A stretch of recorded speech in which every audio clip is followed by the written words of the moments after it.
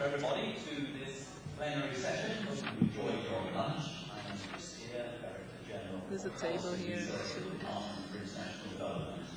In London, let me thank GDN, you, Jerry, Ernesto, the entire board, and those who have organised this really very good conference.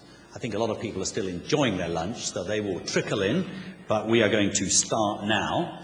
This session is all about the crisis, how it has impacted different regions, how those regions have responded, and what we have learned from that. One of the truly striking things about the crisis, in sharp contrast even to what we thought a year ago, is how varied the impacts and the responses have been. At one of the breakout groups this morning, we looked at the impact on South Asia, for example. Very, very different responses and different impacts. Pakistan compared to Bangladesh, for example. Sri Lanka compared to India. Even at the sectoral level, compare garments, for example. Cambodia, highly dependent on garment exports, massively hit by the crisis.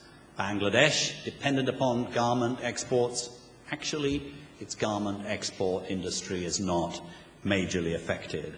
Why is that? Last week I was in China, and one certainly didn't get the impression there that this was the worst crisis in 80 years and going to deeply threaten them. In the 4 days I was there, it was announced that China had emerged as the #1 exporter in the world and the #1 purchaser of cars.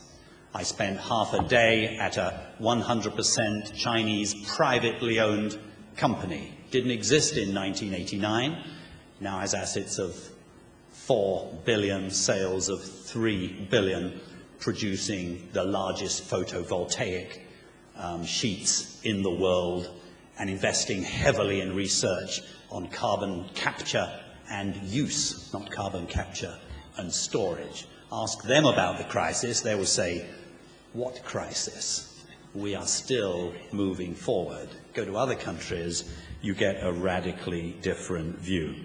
I hope that we can have some link with the discussions that we've had earlier in the conference. At this morning's plenary session, we had a fascinating discussion as to whether or not crises lead to lessons and changed practice. On the one hand, we had Professor Daniel Daianu from Romania, who said this crisis has changed everything in terms of understanding what is necessary to get real development. That as a result of this crisis, intellectual battles have been won and lost, and behaviour and policies will be different as a result.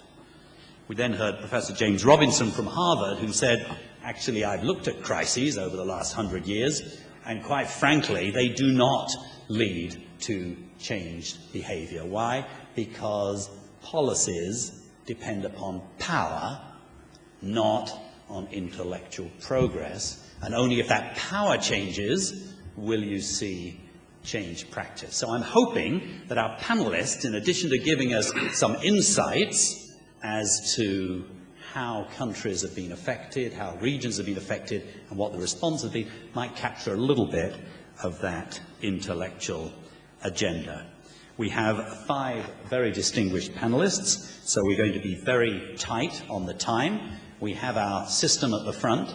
They're allowed 15 minutes maximally, and they will have the sound turned off after that. No, they won't, but we will be fairly tough. I'll introduce the first one now, and it's a great honour to have Ernest Aiti here. He's a senior fellow and director of the Africa Growth Initiative at Brookings Institution. He's also the director of the Institute of Statistical, Social and Economic Research at the University of Ghana. He's lectured all over the place at the School of Oriental and African Studies in London, at Yale University, at Cornell, at Swarthmore, and so on. He's well known for his work on informal finance and microfinance, but he's written 3 books, 32 journal articles on a whole range of subjects, and it's a great honour to have you here, Ernest. it's all yours. Thank you. Thank you very much, Andrew. In this presentation, I'm going to focus much more on the story that reforms do pay. My takeoff point, basically, is that African countries, over the last 2 decades, have seen varied reforms across them. And there are countries that pursue reforms much more vigorously than others, and those countries that took reforms much more seriously have seen a lesser impact of the crisis on their economies and their people than others.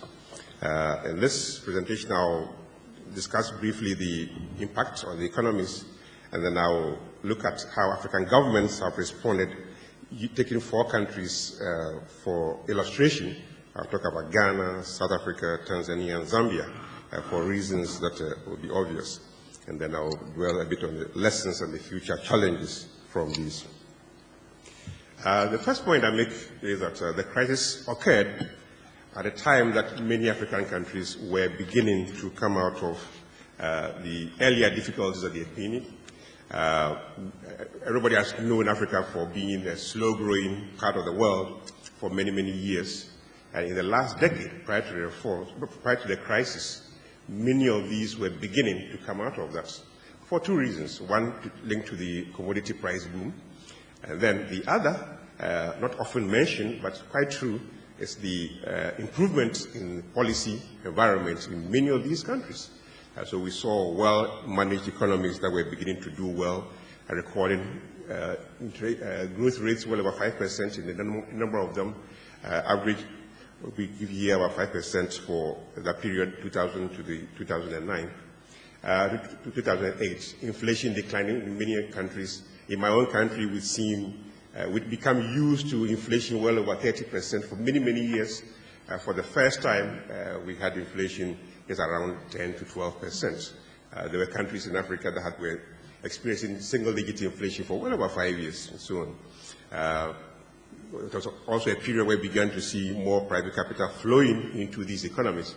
So that for the first time, in 2007, private capital flowing into Africa was much more than aid coming into the region. So things were beginning to turn around for many of these countries.